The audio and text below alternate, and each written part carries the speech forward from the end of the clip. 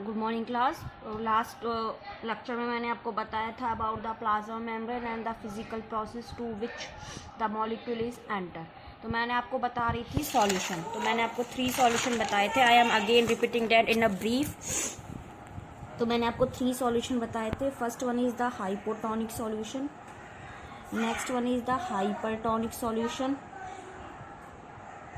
And next one is the isotonic solution. Now come to the what do you mean by the hypotonic solution। ठीक है, मैंने आपको क्या बताया था? If the surrounding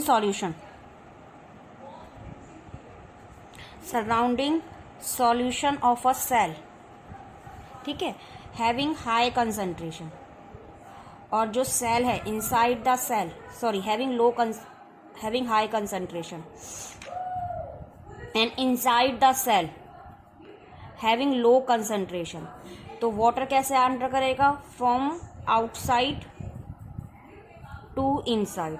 water enter करेगा फ्रॉम आउटसाइड टू इनसाइड।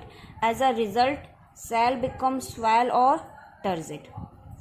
ठीक है, और such type of solution is the example pure water. if you soak the beans, rice, pulses in a pure water, then they get swelled due to the एंडोosmosis, क्योंकि जो water है वो उसके अंदर जा रहा है। ठीक है, तो देखिए हाइपोटोनिक में मैं आपसे कह रही हूँ, मैं ये सराउंडिंग वाटर है और इसमें आपने सोक करी है कौन सी सेल? Plant cell. ये सेल कौन सी है? Plant cell. तो वाटर तो मूव करेगा फ्रॉम आउटसाइड टू इनसाइड, क्योंकि ये जो मैंने सॉल्यूशन लिया है कैसा है? ये हाइपोटोनिक सॉल्यूशन। कैसा है ये?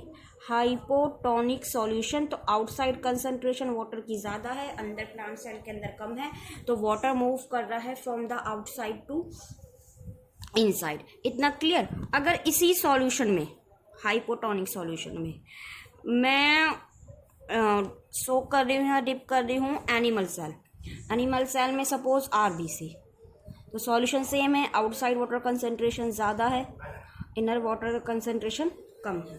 ठीक है, तो रिजल्ट भी सेम होगा कि आरबीसी भी क्या होंगी? स्वेल। लेकिन डिफरेंस कहाँ पे आएगा कि जो प्लांट सेल है वो हाइपोटोनिक सेल सॉल्यूशन में कभी भी ब्रस्टिंग नहीं करती है। So there is the no bursting of the plant cell in the hypotonic solution. क्यों?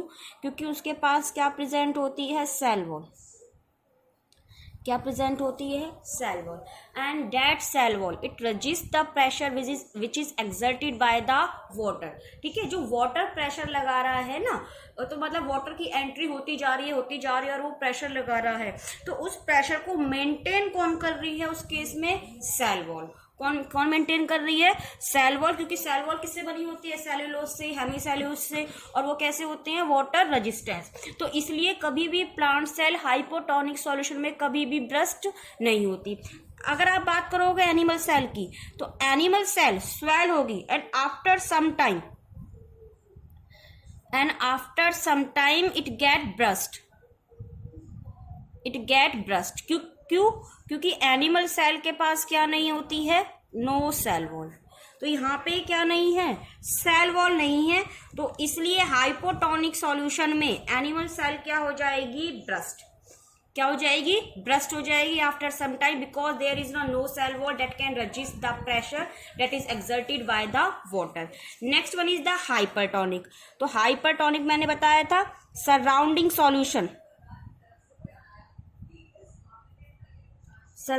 solution having low concentration and cell having high concentration। ठीक है, तो रिजल्ट क्या होगा? वाटर की मूवमेंट कैसे होगी? फ्रॉम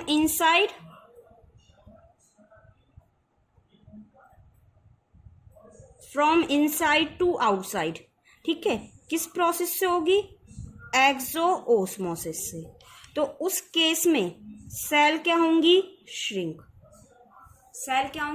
मतलब वो सिकुड़ जाएंगी, क्योंकि वो पानी बाहर निकाल रही है। फॉर एग्जाम्पल सॉल्ट सॉल्यूशन और you can say the sugar solution. ठीक है, तो होगा क्या? ये वाटर है, सराउंडिंग वाटर, उसमें आपने सेल डिप करी है, तो ये सेल में ये सॉल्यूशन है वो कौन सा है, सॉल्ट सॉल्यूशन है, ठीक है। तो सेल के अंदर वाटर कंसंट्रेशन ज़्यादा है और बाहर वाटर कंसंट्रेशन कम है।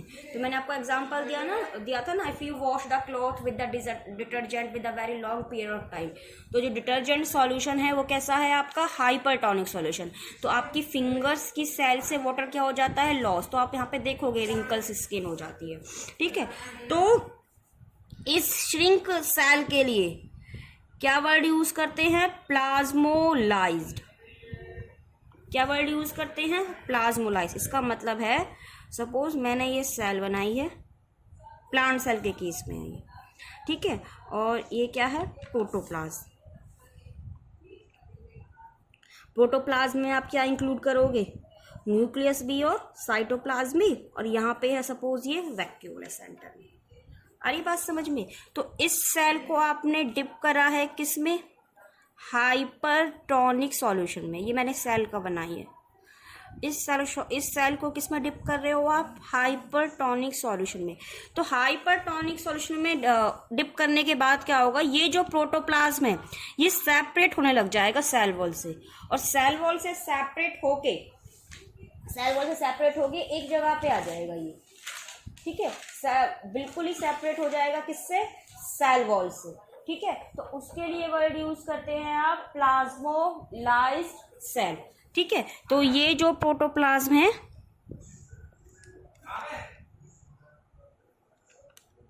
तो ये मैंने बनाया था वैक्यूल, तो ये सपोज ये प्रोटोप्लाज्म बिल्कुल ही क्या कर गया, सेपरेट कर गया, ठीक है। तो डेफिनेशन क्या लिखोगे, the separation of protoplasm, the separation of protoplasm from the cell wall under the hypertonic solution या in the hypertonic solution। तो आप कह सकते हो कि प्रोटोप्लाज्म क्या कर गया है, श्रिंक। क्या कर गया है, प्रोटोप्लाज्म श्रिंक कर गया है। Now the shrinkage of the protoplasm, उस प्रोसेस के लिए क्या वर्ड यूज करते हैं, प्लाज्मोलाइसिस।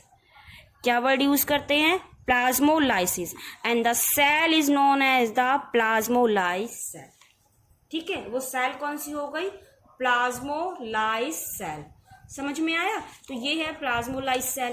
थर्ड मैंने आपको बताया था आइसोटोनिक, तो आइसो का मतलब same, the outer medium and the inner cell medium having the same concentration, so there is the no net movement of the water। तो उसके लिए क्या वर्ड यूज करते हैं, आइसोटोनिक सॉल्यूशन, ठीक है। तो आपके क्वेश्चन ऐसे बनते हैं, एग्जाम्पल के तौर पे आते हैं एग्जाम में, ठीक है। अब मैं आपको क्वेश्चन दे रही हूँ, suppose if you soak the raisins means किशमिश in the hypotonic solution and hypertonic solution separately, ठीक है। तो what will happen to them, तो क्या होगा रेजिन के साथ, अगर सोक कर रहे हैं किसमें, हाइपोटोनिक सॉल्यूशन में, तो रेजिन्स क्या हो जाएंगे, स्वेल, ठीक है। क्योंकि कौन सी प्रोसेस हो रही है, एंडोऑस्मोसिस, भाई पानी उसके अंदर जा रहा है, तो वो क्या कर रहे हैं, स्वेल। वहीं पे आप अगर रेजिन्स को सोक कर रहे हो किसमें, हाइपरटोनिक सॉल्यूशन में, ठीक है, तो वो क्या हो रहे हैं, श्रिंक हो रहे हैं। कौन सा प्रोसेस हो रहा है, एक्सोऑस्मोसिस, पानी सेल से बाहर निकल रहा है, ठीक है। तो अगर यहाँ पे दूसरा क्वेश्चन ये होता है कि if you soak, what will happen, if you soak the plasmolyse cell. अब मतलब आपको पता है प्लाज्मोलाइज सेल मतलब जिस सेल को ऑलरेडी पहले किसमें डिप करा हुआ है, हाइपरटोनिक सॉल्यूशन में, और उसका प्रोटोप्लाज्म क्या हो गया है, श्रिंक। तो इस प्लाज्मोलाइज सॉल्यूशन को अगर आप प्लाज्मोलाइज सेल को अगर आप सोक कर रहे हो किसमें, हाइपोटोनिक सॉल्यूशन में, तो what will happen to them, तो क्या हो जाएगी, अगेन हाइपोटोनिक में सोक कर रहे हैं, तो हाइपोटोनिक में सराउंडिंग मीडियम की वाटर कंसंट्रेशन कैसी है, ज्यादा। तो again by the endosmosis the water go inside the plasmolyse cell. क्या कहेंगे उसे, किस सेल के अंदर गया है वो, प्लाज्मोलाइज सेल के अंदर। अब जो plasmolyse cell the plasmolysed cell क्या हो जाएगी, स्वेल।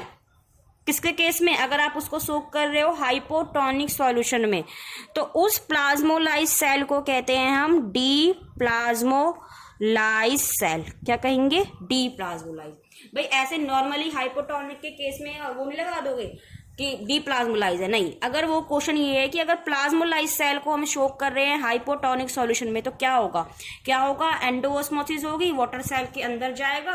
तो उस टाइप जब प्लाज्मोलाइज सेल स्वेल हो जाएगी, मतलब जो प्रोटोप्लाज्म है दोबारा से अपने क्या आ जाएगा, ओरिजिनल शेप में आ जाएगा, ओरिजिनल फॉर्म में आ जाएगा, बिल्कुल ऐसे सेल वॉल के पास में। ठीक है, तो उसके लिए क्या वर्ड लगाएंगे, deplasmolyse cell. Now next question ये बनता है एग से रिलेटेड। ठीक है, तो अगर वो एक ये क्वेश्चन है कि शेल्ड एग, एक क्वेश्चन बनता है शेल्ड एग, एक बनता है डी शेल्ड, एक बनता है बॉइल्ड।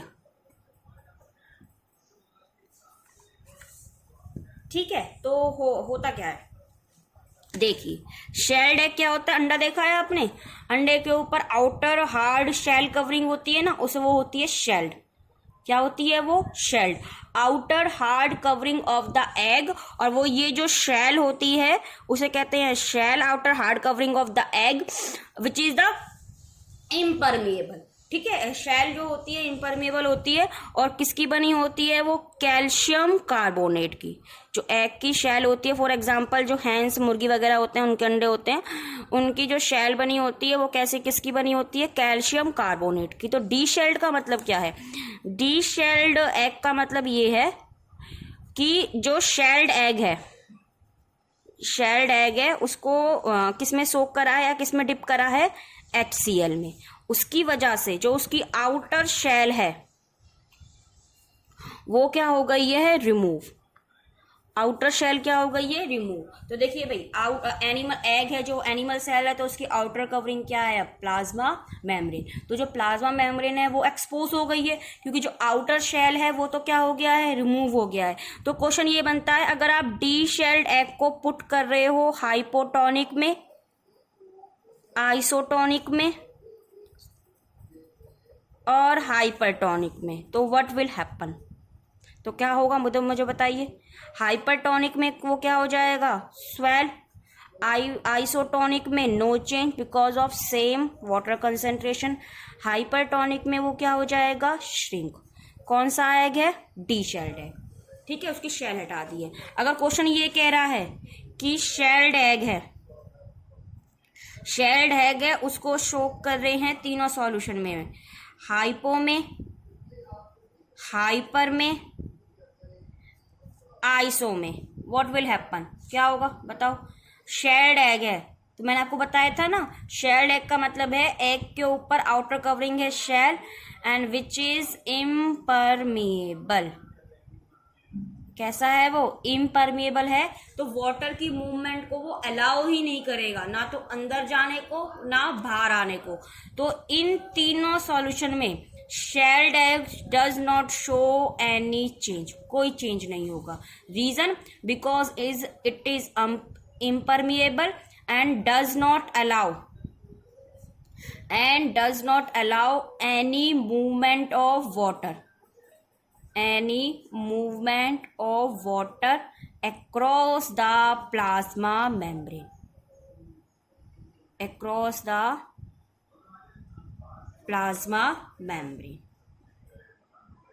क्लियर, आगे बात समझ में।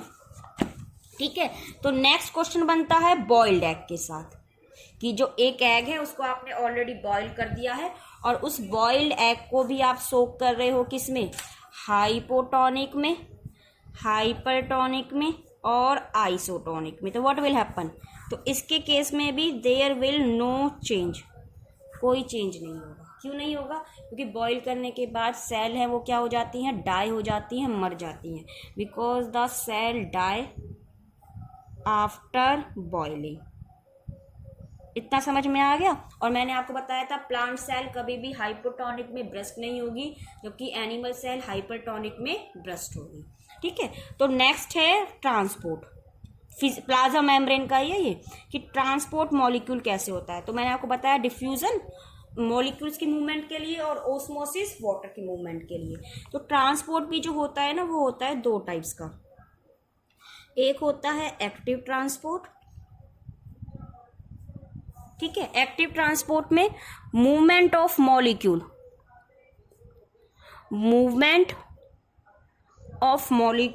Across the plasma membrane, movement of molecule across the plasma membrane from lower concentration to higher concentration, from lower concentration to higher concentration, ठीक है। It is known as the active transport. तो उसके लिए